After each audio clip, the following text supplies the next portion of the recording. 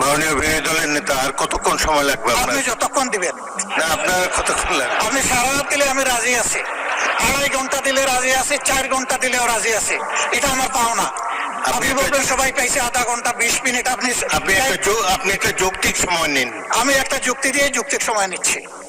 যখন কার্য উপদেষ্টা কমিটির বৈঠকে 42 ঘন্টা সময় নির্ধারণ করা হয়েছিল এটার জন্য, তখন আমি বলেছিলাম যে এটা 50 ঘন্টা করেন।